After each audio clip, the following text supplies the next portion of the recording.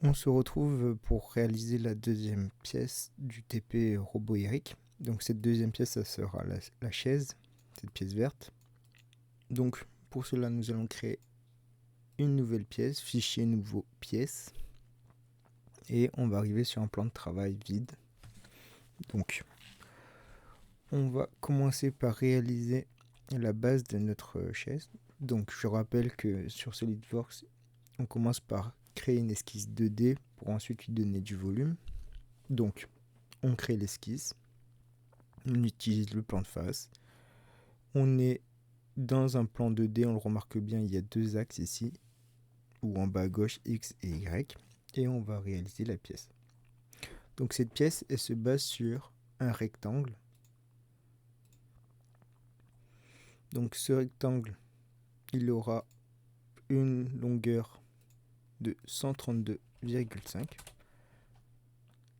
Et à ce rectangle, on va associer un arc de cercle. Donc pour faire l'arc de cercle, on va utiliser la fonction arc de cercle ici, et on va utiliser la petite flèche, on va utiliser arc tangent. Donc on va sélectionner un point, puis le deuxième, et enfin on regarde et voilà ce que nous obtenons. Donc cet arc de cercle, il doit avoir un rayon de 82,5 mm. Voilà. Donc là, on va rencontrer un souci, c'est que déjà, on remarque que l'esquisse elle est toute noire, donc ça veut dire que aucun trait ne peut bouger.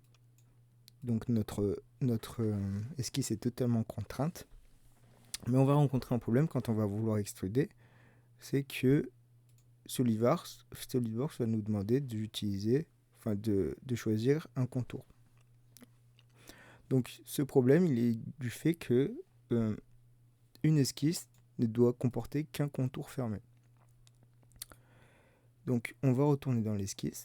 Donc on est dans l'esquisse, on se met à plat. Et en fait, on doit supprimer le trait qui va nous gêner dans ce contour fermé. Donc ce trait, c'est celui-là. On va le supprimer. Et là, on voit que notre esquisse, elle est totalement fermée, il n'y a rien qui gêne. Elle est toujours toute noire, donc ça veut dire qu'elle est toujours totalement contrainte. Donc on va pouvoir l'extruder.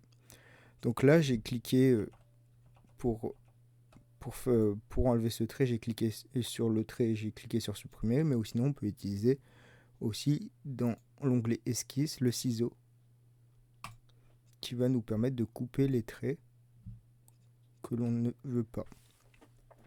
Donc là, on va quitter l'esquisse et créer un bossage, une extrusion. Et cette extrusion, elle va être sur 70 mm. On valide. Donc voici la première partie de notre chaise. Donc on va continuer la pièce en créant la deuxième partie, c'est-à-dire la phase du dossier. On va l'appeler comme ça. Donc on va créer une nouvelle esquisse et cette esquisse, elle doit être adjointe à ce plan. Donc on va cliquer sur ce plan-là. On va se mettre droit, normal à ce plan. Et on va créer la deuxième partie. Donc la deuxième partie, elle est sur la même base que la première partie, c'est-à-dire que ça va être un rectangle. Donc on fait attention de bien mettre tout par rapport à l'origine. Et on va une nouvelle fois créer un arc de cercle. Donc tac. Oh, j'ai pas créé un arc de cercle. Là. Arc par tangent. Hop. Et on va directement supprimer le trait. Comme ça, on est tranquille et ça sera déjà fait. Donc, le rectangle aura une longueur de 350 mm. Et on voit que notre esquisse, elle est déjà contrainte. Toute contrainte, elle est toute noire. Parce que nous avons contraint cette ligne sur la ligne derrière sur la première base de la chaise. Et ici, on est contraint par rapport à ce point. Donc, le rayon est déjà défini par rapport à cette distance-là. Donc ça, on peut valider, on peut quitter l'esquisse et on va faire une extrusion. Une nouvelle fois 70 mm. Et on va valider.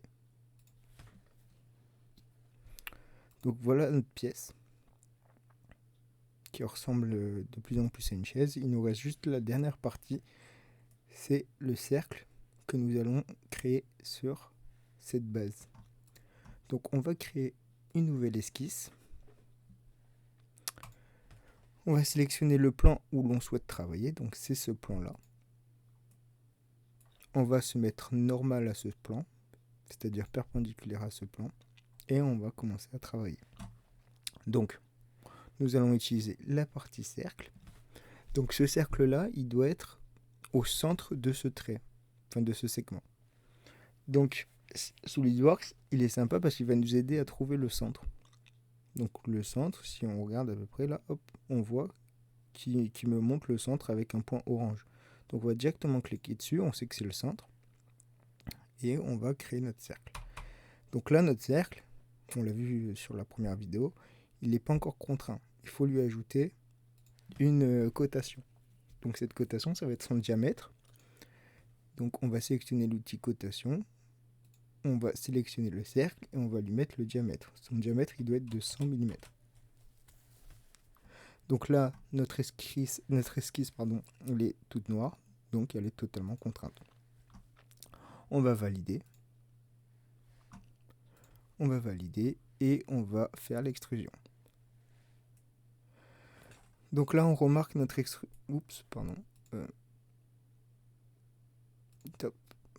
Notre extrusion n'est pas dans le bon sens. Donc ici, on va utiliser inverser la direction pour inverser le sens de l'extrusion. Donc on veut que notre extrusion soit dans ce sens-là.